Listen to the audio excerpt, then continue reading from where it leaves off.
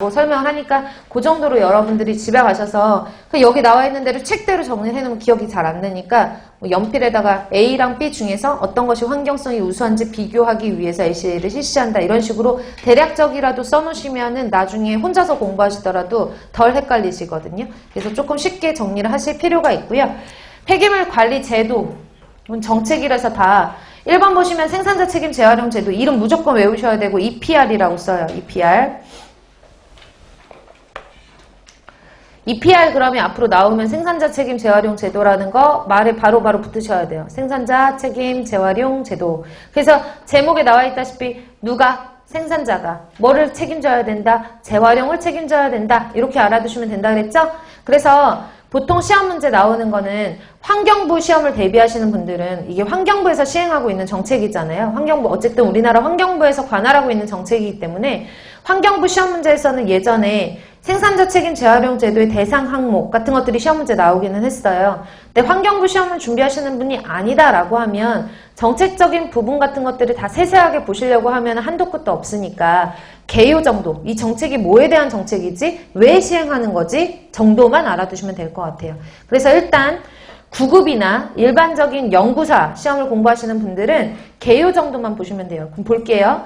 제품의 생산자들로 하여금 제품의 설계하고 제조, 유통, 소비, 폐기 전 과정에 거친 환경 친화적인 경제 활동을 유도함으로써 폐기물의 감량, 재이용, 재활용을 촉진을 하고 자원순환형 경제 사회체제를 도모하려는 제도이다 라고 되어 있어요.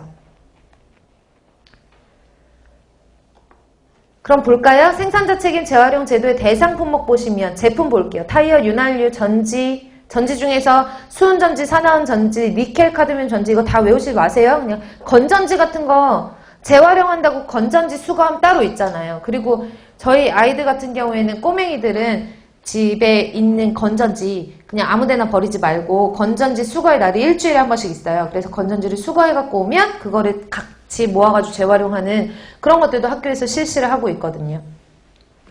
그리고 형광등이라든지 전자제품 같은 것들, 자동 판매기 이런 것들은 생산자들만 재활용을 할 수 있잖아요. 솔직히 생산자들이 이제 전문적으로 재활용을 할 수 있잖아요. 타이어를 보면, 고무 타이어를 보면 요즘에 길 가다 보면 보도블럭이 딱딱한 그런 벽돌이 아니라 폭신폭신한 것들 있죠. 좀. 아니면은 요즘에 애들 노는 놀이터 같은데 모래 별로 안 좋다 그래가지고 바닥을 폭신폭신하게 만들어놨어요. 그런 것들이 보통 폐타이어로 재활용을 했다라고 하거든요. 그러니까 폐타이어 같은 것들이 재활용을 할 수 있다라는 건 알아. 근데 내가 그 폐타이어를 내 자동차에서 꺼낸 폐타이어를 재활용해서 그렇게 만들 수는 없잖아요. 나 우리 집을 바닥은 폭신폭신하게 해주고 싶네. 그럼 폐타이어를 꺼내가지고 밑에다 깔아. 못 살죠. 그러니까 그런 것들은 생산자가 책임지고 재활용을 가야 된다. 그럼 책임지고 재활용하려면 책임지고 걷어가야 되거든요. 그러니까 거기에 더불어서 전자제품 무상수거 제도라든지 이런 것들이 생기는 거죠. 생산자 책임 제도의 주요 내용이라고 되어 있는데요. 대상 품목 같은 것들은 밑에 그냥 상대적으로 읽어보시면 될 것 같고 71페이지로 넘어가셔가지고 니은번에 한번 볼까요?